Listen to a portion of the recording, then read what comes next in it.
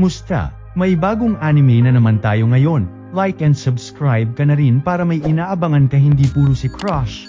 At huwag kalimutang i-all ang notification bell nang lagi ka pong updated sa ating uploads. Salamat!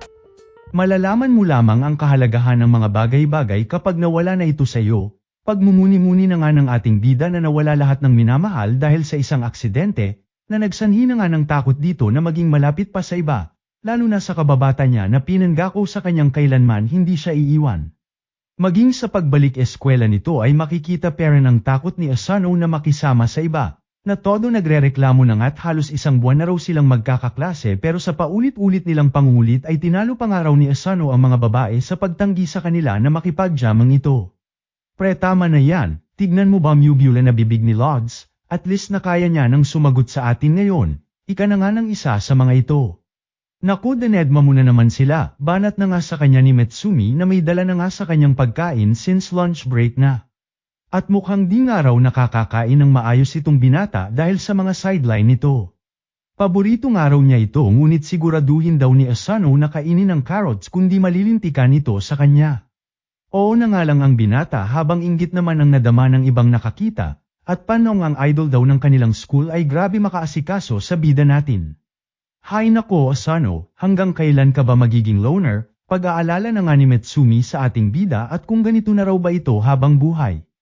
Sus nanay Bakita, ikaw nga makabasted ng lalaki wagas, yung Tanaka Chuchu ng 3rd year, matalino naman daw, gwapo, tas kapitan pa ng soccer team, so ba't mo Ben asted libat na nga ni Asano sa kababatang dalaga? Ba't ikaw tatay Bakita, hihi, anyway mag-move on ka na, kundi sigurado malulungkot yun sila tita. Kaya ayusin mo na communication skills mo, o siya ito kumain ka na muna, tugon na nga sa kanya ng dalaga. Isusubo na sana ni Asano ang omelet ni Metsumi ngunit sumingit na nga ang isang lalaki na tinawag nilang si Hirokawa Sensei, at bakit daw ito nandirito sa may business trip daw ito sa ibang bansa tanong na nga ni Metsumi. Ayon naman kay Hirokawa Sensei ay na-miss niya raw kasi ang luto ni Metsumi kaya napauwi siya.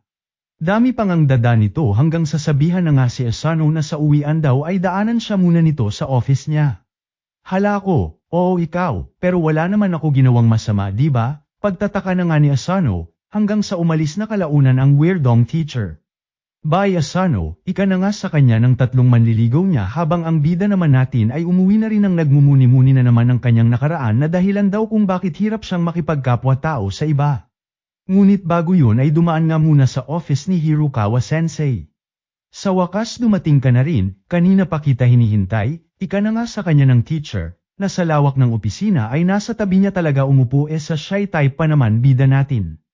Walang ano-ano ipinakita na nga nito sa kanya ang sandamakmak na picture ni Metsumi at nais niya lang naman daw share kay Asano ang collection niya, at bilang kababatang araw ng dalaga ay nais niya ang opinyon nito. Napasusmeriesep na nga lang sa isip-isip itong si Asano at may tama raw talaga sa utak itong teacher, na noon pa daw obsessed na talaga dito kay Metsumi at paboritong estudyante raw nito. Bigla na nga lang natigilan si Asano nang mapaisip kung papaano raw pati pictures noong bata pa si Metsumi ay meron nito. Hanggang sa tila nagbago na nga ang tono ni Hirokawa Sensei at noon pa man daw ay binabakuran niya na mula sa mga masasamang elemento at mga engkanto ang pagkaganda-ganda naman daw talaga kasing dalaga na si Metsumi, at kahapon na lang daw may dumagdag na naman, yung Tanaka na walang kwenta, pero noong mahina kong pinakiusapan niya naman daw na lumayo kay Metsumi ay malugod naman daw na sumunod, sabay pakita na nga ng isang video na tila tenorture pa nga nito. Baliw ang hayop, sa isip-isip na nga ni Asano at kailangan may gawin daw siya kundi baka ano pa ang mangyari kay Metsumi. Sa gulat ni Asano ay bigla na nga lang siyang tinutukan ng patalim ng katabing baliw, at all this time pinagbibigyan lang daw siya since kababata nga raw siya ni Metsumi, ngunit iba na nga raw ngayon at nagbago na ang lahat. Tsaka wag mo masyadong personalin, at para ito lahat sa pinakamamahal kong kapatid, dagdag pa nga ng baliw sa kanya. Sa kung saan ay bigla na nga lang may sumingit na babae at tumigil na raw itong lalaki, sabay labas ng isang flashbomb at kalaunay pinakitang wala na si Asano sa tabi ng lalaki. Nagising na nga lang ang bida natin na nasa sofa, kaharap si Metsumi at iba pang mga tao na ngayon niya lang nakita, na lubos kinagulat na nga si Asano. Medyo mahaba-haba nga raw na kwento ika na nga ng dalaga sabay pinakilala ang mga ito na mga kapatid niya. Ang kuya niya na si Shinzo, ate niya na si Futaba, si Kengo, ate Shian, ang guard dog nila na si Goliath, at ang may balde sa ulong si Nanaw. At kung mapapansin nga raw ni Asano, ay pamilya sila ng mga spy. Lubos na gulantang na nga sa mga narinig itong si Asano, at asan nga raw yung kamera at baka nang paprank lang daw itong dalaga. Tignan mo sampulan kita na peke lang itong baril, ika na nga nang di makapaniwalang binata, hanggang sa nagulat na nga nang pumutok ang baril ng kalabitin niya ang gatilyo nito. O ano naniniwala ka na? Tsaka di tulad sa mga sinasabi sa libro ay common lang naman ang mga spy, banat na nga nila sa bida natin. Dito na nga rin nalaman ni Asano na ang weirdo nilang teacher na si Hirokawa Sensei ay ang kuya ng magkakapatid na Yozakura, na cover pa nga ng isang magazine. Well, may saltik nga raw ito at kinyo lang sa aruga, pero kung combat power daw ang kanilang pag-uusapan, talino, at pagiging spy ay ito raw ang pinakamalakas na pambato ng kanilang pamilya. Pero bakit niya ako tina-target? Pagtataka na nga ni Asano.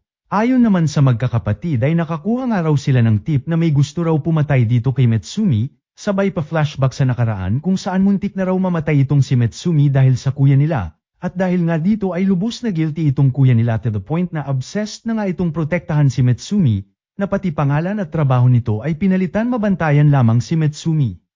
Si Asano nga lang daw ang medyo pinabayaan itong makadikit-dikit sa dalaga since kababata nga raw ito ni Metsumi, hanggang sa nangyari na nga raw ito na may dahilan na itong patayin siya, kaya naman sila na raw humihingi ng sorry sa kuya nilang may tama. Agad naghanda na nga ang magkakapatid ng maramdaman na dumating na sa kanilang bahay ang baliw nilang kuya, at huwag nga raw mag-alala si Asano dahil safe daw siya sa piling nila at naglagay na sila ng mga trap sa bawat sulok ng bahay. Lubos na bahala na nga ang bida natin at dahil nga raw sa kanya ay magkakaganito pa sila, ngunit pinabulaanan naman ito ng magkakapatid at ganito raw talaga sila sa pamilya kaya huwag itong mag-alala. Ayon naman kay Futaba ay may isang paraan pa daw para malampasan ang problema na ito, at yun nga raw ay ang magpakasal sila ni Metsumi, at batas nga raw ng kanilang pamilya na di mo pwedeng patayin ang iyong kapamilya. At para may sigaw raw ito ay kakailanganin lamang isuot ni Asano ang kalahating singsing ni Metsumi at official na ang kanilang kasal. At kahit ang bobo nilang kuya ay wala raw magagawa sa nasabing alituntunin, at nang matapos na rin daw ang sister complex nito. Ano Asano, Jika? Tanong na nga nila dito. Bago pa man makasagot ang bida natin, at naalala na naman nga ang kalungkutan ng kanyang nakaraan, ay mismong si Metsumi na nga ang tumanggi sa kasal. At bagamat gets niya raw na nais lamang nilang protektahan si Asano, ay hirap pa nga raw ang bida natin na makipagkapwa-tao dahil na rin sa pagkawala ng pamilya nito. At ang pagpasok sa panibagong pamilya ay sadyang masakit pa dito. Kalaunan ay nagsorry na nga lang si Futaba at medyo naging insensitive daw siya sa bagay na yon. At doon tumuloy na nga sa pagpaplano, laban sa kuya nilang pabibo. Ngunit sa gulat nila ay bigla na nga lang pinakita na nasa loob na ito ng kwarto na pinagtataguan nila. At nagsorry dito kay Shinzo dahil sinira niya na raw lahat ng trap na nilagay nito. Pa-warning naman si Futaba at lubayan na nga raw ng kanilang kuya Kyoichiro ang binata, ngunit tila di talaga papaawat itong kuya nila at sinabi pang ang guilty until proven innocent daw itong si Asano. Walang ano-ano'y binalibag na nga ni Futaba ang baliw nilang kuya, na sinabayan na nga rin ng iba pa nilang kapatid. Ngunit wa-epek sa lakas ng kuya nila na binasek lamang ang kanilang mga atake, at ibigay na nga lang daw nila ang binata nang matapos na. Pilit nakipaglaban peren nga itong si Futaba ngunit sadyang mas malakas ang kanilang kuya. Lumaban na nga rin si Shien gamit ang kanyang mga drones habang si Asano naman ay pinagtago na nila sa isang secret compartment sa likod ng isang painting. Sa kasamaang palad ay wala ring nagawa si Shien para pigilan ang may tama nilang kuya, na rekta pumunta na nga sa kwartong pinagtaguan nila Asano. Di rin nagpahuli si Goliath at nakiatake na rin ngunit wala ring pan-apat, kasama itong si Kengo na nahuli na rin at nagbalat kayong si Metsumi. Maging si Metsumi ay nabuking na rin at huwag na raw magbalat kayong si Asano at masyado raw halata daw, habang ang bida naman natin ay lubos ang pag-aalala habang nakatago. Pilit nakiusap na nga si Metsumi na tumigil na itong kuya nila, at alam naman daw nila na mabuting tao itong si Asano.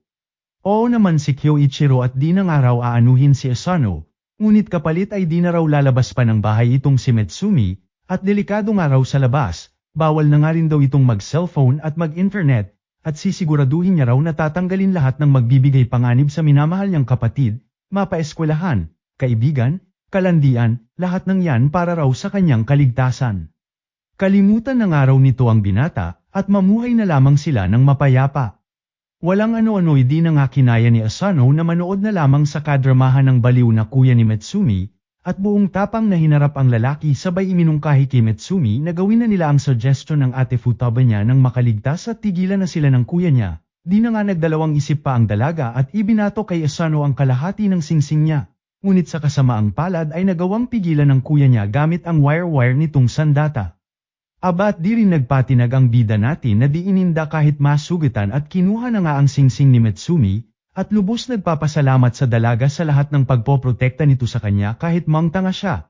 Kaya naman ngayon, ay siya naman daw ang poprotekta dito sabay pinatid lahat ng wire-wire na nakatali dito na lubos kinagulat nila.